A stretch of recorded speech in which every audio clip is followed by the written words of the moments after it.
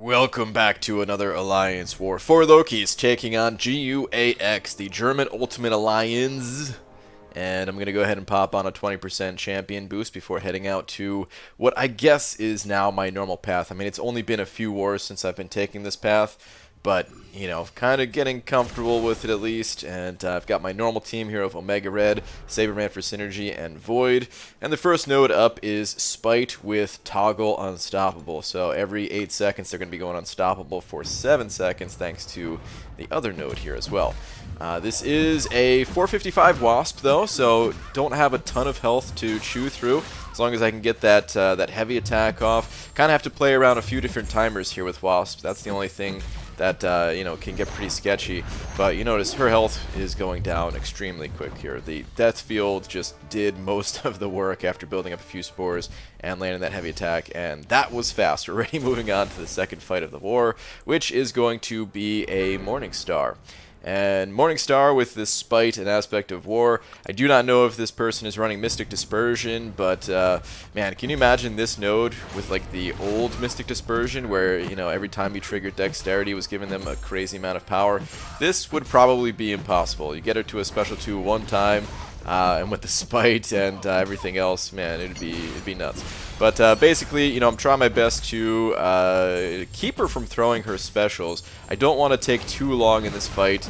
And once again, the spores kind of did most of the work there, along with the bleeds that she was applying to myself, which just kept my death field going for a longer than normal amount of time. All right, we have buff, the toggle buff Unstoppable once again, along with a power gain buff that is going to push her power meter up to a special 2 at a much more rapid rate. But as long as we're careful, then we're not even going to get her to a special 2. I get the unblockable on one of my tentacle hits there, and what is going on? This Wasp died in 15 seconds. It was actually only a rank 3 Wasp. That's why she died so quickly. I was a bit surprised to see the rank 3 there, since that node can actually be pretty difficult. But alright, moving on, we have a Dormammu on the linked mini-bosses here. And the link on this side is not too bad.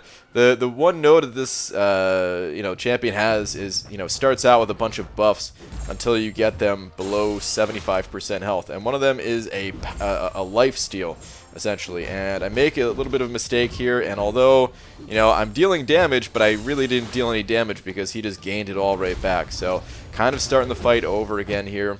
Luckily, he throws the special 1, which really allows me to start the fight over in terms of his power meter. And I still have 26 spores up, so his health is going down pretty quickly. I'm trying my best to let the spores and the degen do most of the work. That's really the best way to play Omega Red, especially against a champion like Dormammu, where you don't want him to gain a lot of power. So you kind of want to get a couple of attacks in. Don't even do 5-hit combos sometimes. Just dash back, get ready to parry, get ready to get that heavy attack off again, just to keep up that degeneration. All right, moving on to section 2. I'm on path number 6 now, and this is the it's a boost buff, which only matters for armor up champions, I guess. But the big thing here is limited immunity. Defender is immune to all debuffs for the first 25 seconds of the fight, and oh man, these nodes I struggle with sometimes, as you're gonna see, especially against a champion like Quake, where if you cannot, you know, you can't parry stunner and to get the openings safely at least. I guess technically there's a few different ways to do it, but how I like to do it is, you know, baiting out the heavy attacks. But of course, with those aftershocks, you have the threat of, you know, being stunned once that timer ticks down. But if you throw a special right as that timer is ending, then you cannot be stunned. So you're going to see me throw a special right here, even though she was blocking. I was just kind of hoping that she would drop her guard, but I didn't want to get stunned. That was the big thing. And luckily she didn't retaliate, and she goes down. But pretty sketchy fight. If she decided to punch me in the face a few more times, well, that could have been it. It could have been lights out for me. Alright, we have another kind of sketchy fight here against this no retreat node. And no retreat, you know, it's not that bad, but it's just something that gets in my head, I guess.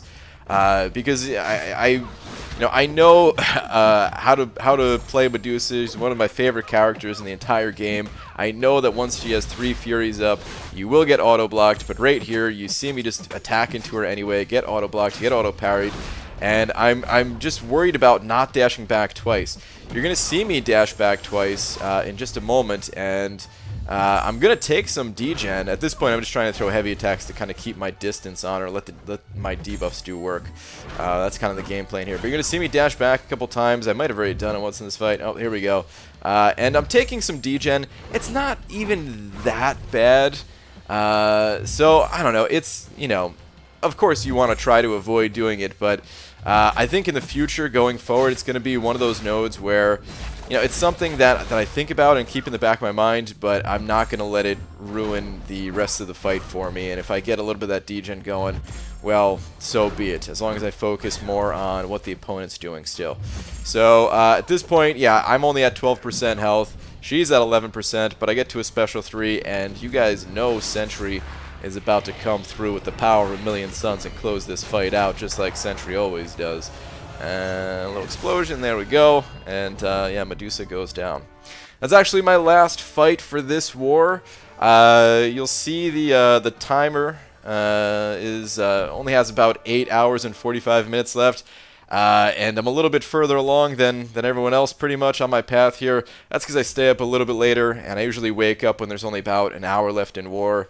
And I did the same thing here, woke up, there was about an hour left, and the Alliance, they already came through and swept out the rest of it here. I will try my best to get some more mini-boss and boss action, but that is it for this war and this video. Thank you all for watching, and I will see you in the next one. Take care.